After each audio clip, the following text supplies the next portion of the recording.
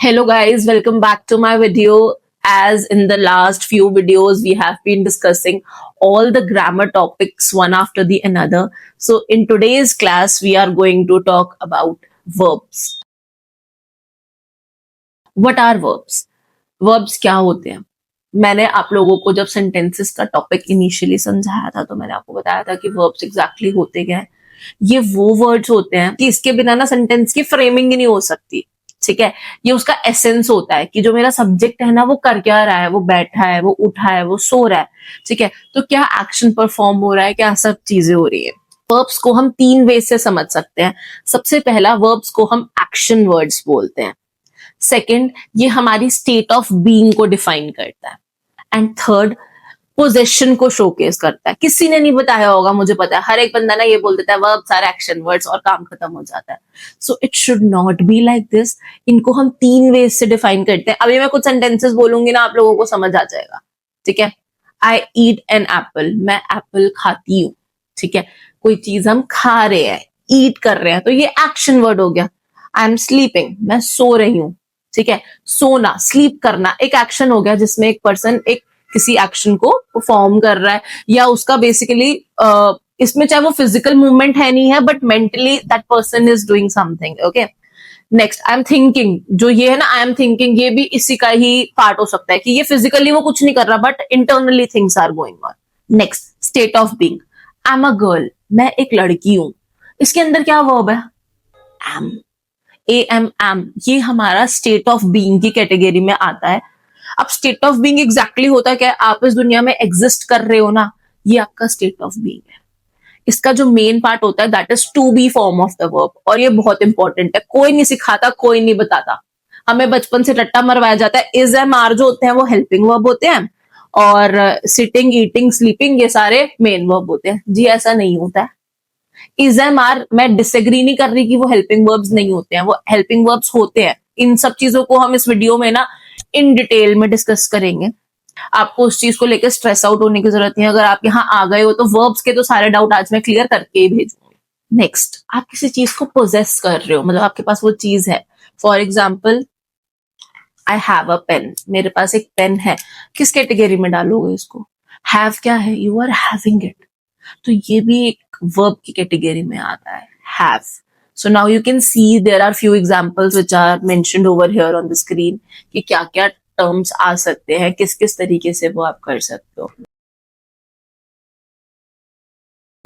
सबसे पहले समझते हैं verbs as action words। verbs as action words के अंदर physical actions, mental actions, ठीक है, sitting, eating, sleeping, having। अब आप बोलोगे मैम ये तो सारे आप ing वाले बोल रहे हो। मैं ing वाले इसलिए बोल रही हूँ क्योंकि हम उसको यूजुअली फॉलो ऐसा करते हैं। जरूरी नहीं है कि सारे के सारे ing वाले ही होंगे। ये हमारे माइंड का एक मिथ है और हमें इस मिथ को बर्स्ट करना बहुत जरूरी है। हाँ, वर्ब्स के आगे आईएनजी लगता है जब उसका कंटिन्यूअस फॉर्म आता है, प्रोग्रेसिव फॉर्म आता है, हम लगाते हैं। बट जरूरी नहीं है कि वर्ब वही होगी जहां पे आईएनजी आ रहा है। ठीक है, वर्ब टीच, ईट, स्लीप भी हो सकती है, तो बी प्रिपेयर्ड फॉर इट। ठीक है, इसके बाद हम आ गए मेंटल। मेंटल एक्शंस कैसे हो गए? Thinking, believe, remember, learn. कहाँ लिखा हुआ मिलेगा ये आपको? कुछ विजिबल हो रहा है इसके अंदर? नहीं, ये एक्शन है जो हम इंटरनली परफॉर्म कर रहे हैं, तो इसको हम मेंटल एक्शंस बोल सकते हैं। Next it comes state of being. मैंने आपको ऑलरेडी समझा दिया कि to be form of the verb होती है। ठीक है, उसको हम is, am, are, being, been, इन सब फॉर्म में यूज करते हैं। अगर आपको आपके सेंटेंस के अंदर कोई मेन वर्ब आ रही है और उससे जस्ट पहले आप हेल्पिंग वर्ब का यूज कर रहे हो, इज, एम, आर का यूज कर रहे हो, हैज, हैव का यूज कर रहे हो, हैड का यूज कर रहे हो, तो वो ऑक्सिलरी वर्ब है। नहीं तो उसके अलावा अगर सेंटेंस के अंदर he is a boy, she is a girl, या कुछ भी ऐसा आ रहा है, तो वो आपका स्टेट ऑफ बीइंग का सेंटेंस है। उस कैटेगरी में is, am, are, was, were, has, have, had, ये सब के सब, चाहे आपका पोजेशन है चाहे आपका स्टेट ऑफ बीइंग है, मेन वर्ब्स की तरह एक्ट करेगा। ये हेल्पिंग वर्ब की तरह एक्ट नहीं करेगा। ओके गाइस, डिफरेंस समझते हैं डेप्थ में मेन वर्ब में और ऑक्सिलरी वर्ब में। ठीक है, ऑक्सिलरी वर्ब या जिसको हम आसान भाषा में हेल्पिंग वर्ब बोल के भी रेफर करते हैं। मेन वर्ब होती है जो आपके सेंटेंस की एसेंस है, मैंने आपको बताया ना, उसके बिना तो सेंटेंस बन ही नहीं सकता। हेल्पिंग वर्ब क्या होती है, जो आपके मेन वर्ब से जस्ट पहले लगती है, उसको सपोर्ट करने के लिए, उसकी चीजों को एनहांस करने के लिए। मेन वर्ब्स कौन कौन सी हो गई? ईट, स्लीप, डांस, गो, कम, ओके। और हेल्पिंग वर्ब्स कौन सी हो गई? इज, एम, आर, वॉज, वर। मैं आपको इधर 5 एग्जाम्पल्स दे रही हूं जहां आप इज एम आर को हेल्पिंग वर्ब की तरह यूज कर रहे हो, और इधर 5 एग्जाम्पल्स हैं जहां आप इज एम आर को मेन वर्ब की तरह यूज कर रहे हो, ताकि आपकी ये कंफ्यूजन खत्म हो जाए।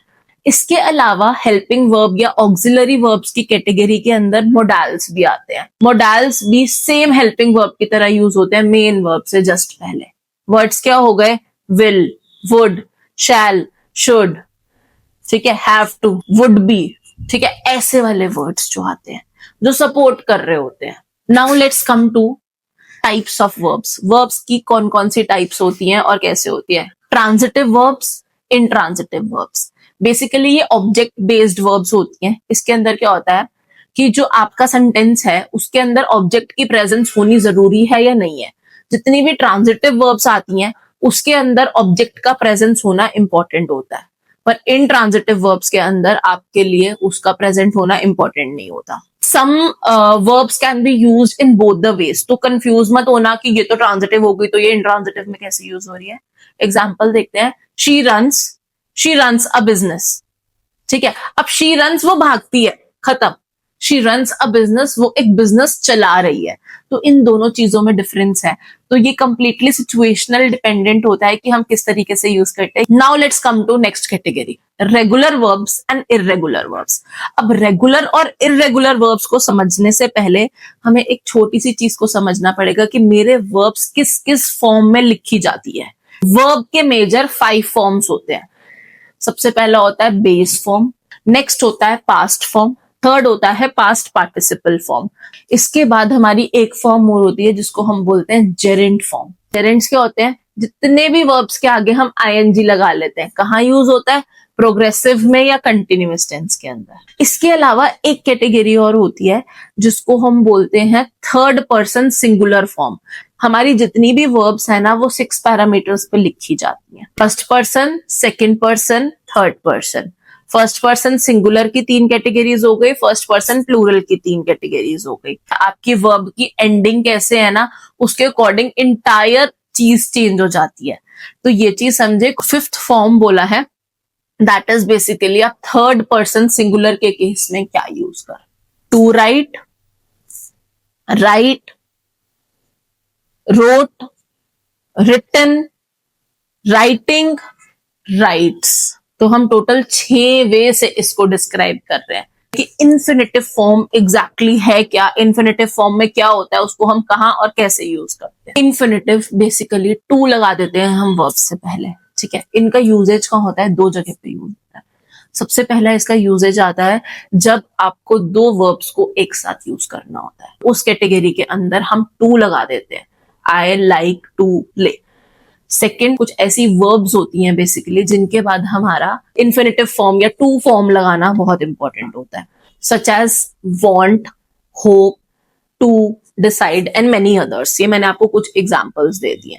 नाउ ये रहा आपका एक चार्ट। इस चार्ट के अंदर ना क्लियरली मेंशन्ड है कि आप किस तरीके से वर्ब्स को अलग अलग फॉर्म्स के अंदर लिख सकते हो। इन्फिनेटिव फॉर्म में, बेस फॉर्म में, second form past form, past participle infinitive form, okay, Geraint form. तो आपको ये चीजें पता होनी चाहिए। सिर्फ 3 फॉर्म नहीं होती हैं, और भी तरीके से आप एक वर्ड को लिख सकते हो। नेक्स्ट टाइप्स होते हैं वर्ब के, फाइनाइट वर्ब्स और नॉन फाइनाइट वर्ब्स, ठीक है। फाइनाइट वर्ब्स क्या होते हैं? जिनके अंदर हम चेंजेस ले आते हैं according to the tense, according to the person, according to the number, उसके अंदर मॉडिफिकेशंस आ जाते हैं। Non finite verbs, non finite verbs क्या होती है? जिसके अंदर ये सारे चेंजेस नहीं होते, ये फिक्स्ड होती हैं, जैसे कि इन्फिनेटिव फॉर्म, जैसे कि जेरेंट फॉर्म, जैसे कि पार्टिसिपल फॉर्म। ये अलग अलग कैटेगरीज पे डिपेंडेंट है, तो please focus on that. Last thing जो इसमें आपके लिए जानना जरूरी है कि जो पार्टिसिपल्स होते हैं वो भी 2 कैटेगरीज के होते हैं। एक होते हैं प्रेजेंट पार्टिसिपल्स और एक होते हैं पास्ट पार्टिसिपल। प्रेजेंट पार्टिसिपल में आपके क्या क्या एलिमेंट्स आते हैं जब आप कंटिन्यूअस टेंस के अंदर उस चीज को यूजेज में लेकर आ रहे होते हो, और पास्ट पार्टिसिपल में क्या आता है जब आप उसको परफेक्ट टेंस और पैसिव वॉइस के अंदर यूजेज में ला रहे होते हो। अब आप हमारी टीम के साथ कनेक्ट कर सकते हो। अगर आप हमारा कोर्स ज्वाइन करना चाहते हो तो सिर्फ एक मैसेज ड्रॉप कर दो, we'll connect back with you. तो see you in my next video, bye bye.